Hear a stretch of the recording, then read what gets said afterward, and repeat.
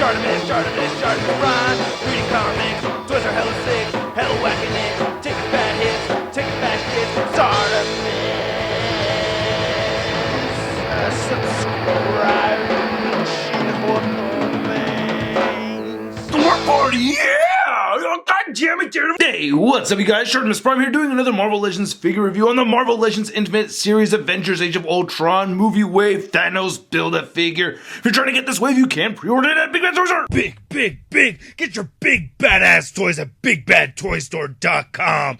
Click the link in the description below. Gotta give a big thanks to MarvelousNews.com for making these reviews possible. Now, here's the Build-A-Figure pieces. We got the left arm and the head. This is from Hellcat and Spider-Woman. Then the right arm came with the Age of Ultron Hulk. This is the right leg. This came with Captain America. Left leg came from Iron Man. And then the body piece came from Batroc Zilliper. Will you take us away, Bumblebee?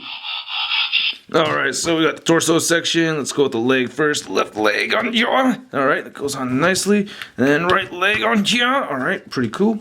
And then the right arm goes on. Ooh, that snaps in pretty loud. Then the right arm, bam. Okay, now this piece is kind of weird. It has these two little, pegs sticking out right there. You get peg holes right there. So I'm going to go ahead and put that on there.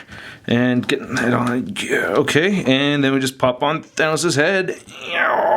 So after a while messing around with this figure, I do like this figure overall. I'm very happy that we have this figure, but at the same time, there are definitely things that irritate me about it. First off, the overall design. This is his much more contemporary look. I like the classic look of Thanos. I prefer that. But it's still not a bad figure. It's just that there's a lot of little irksome things about it. Now, this isn't a bad head sculpt for Thanos. He's got that big smile. It looks like all the teeth didn't get painted correctly. I really like all these little black washes though right there with the purple. The gold didn't come out spot on clean. It may be because I got a really early copy of this wave. You can see some of it missing right over there, some a little bit missing right there on the ear section. And then they have this really nice metallic blue paint with white painted in the center of each of his eyes right there, and I think that looks really cool. When I first saw this head sculpt, I thought it was the same exact head sculpt that we'd gotten on the second and third versions of the Marvel Universe Thanos, which it's not. So you could tell that the chin's a bit bigger on this guy over here. And I think it would have been a nice touch if Hellcat and Spider-Woman came with different head sculpts. Like we have this first version of Thanos from the MU right over there. So it would have been cool if we'd gotten an angry Thanos and a happy Thanos. Now there's a lot of this goldish color kind of plastic on this figure, and then this whole piece right here is removable. And this piece pops off a little bit easier than I'd like it to. As soon as you move the arm up a little bit, then it gets all loose. And we're not getting any real paint detailing on the majority of the figure. I do like these sculpted shingle pieces though. All these little etched out parts look really cool. So I do like that. The gold paint right there on the center came out okay. Not the greatest, but still, it's okay. And looking right over here on the bicep, you can see a lot of sculpted lines and everything. And this is how he's supposed to look in the comics now. I do like the silver paint though throughout the figure. It does look really nice, especially on each of the knuckles right there. And same thing with this side too. And I like all the little rivets right there on the fingers, so that's pretty good. Nice yellow paint right there in those seams. Also like the yellow paint on this waist section over here too. And this is a separate piece I can move up and down.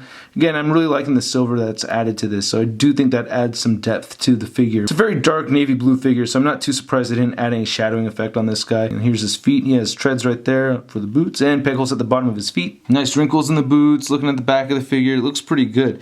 He has a spine section over here which is sculpted nicely too, and it goes through the back when you lift that joint, so that's pretty neat. Now the articulation is not everything I wanted it to be. The head can look up though, which is great, so I do like that, and it can look down a bit. You do get side to side movement right there and no head pivot. This left shoulder does pop off pretty easy, but without it popping off, you can get it that far outward. You do a 360 with the arm. You get a bicep swivel over here. You get a single jointed elbow that does not hit 90 degrees. You get a swivel right here at the wrist, and both wrists hinge up and down. Just get the one click forward and then no clicks backwards, so just the one click forward is it. And he does have waist articulation. You just have to make sure this belt piece is shifted downward properly so that it doesn't get in the way of that joint.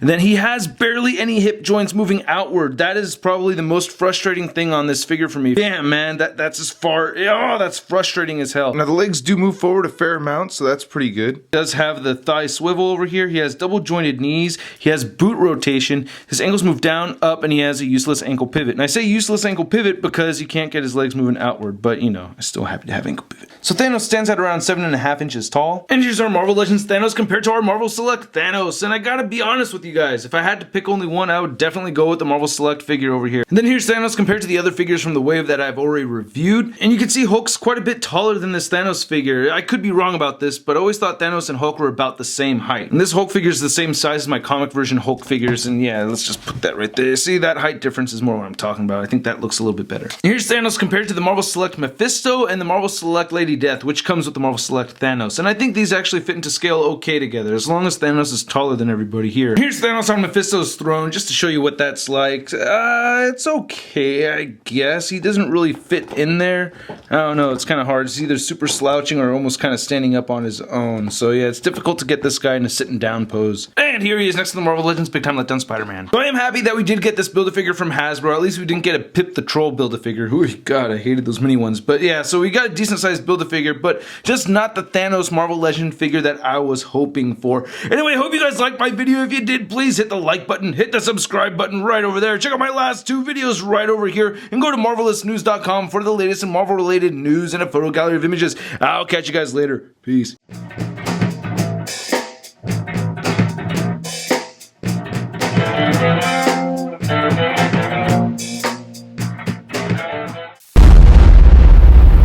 That's crispy. His shoulders, that pops off easy.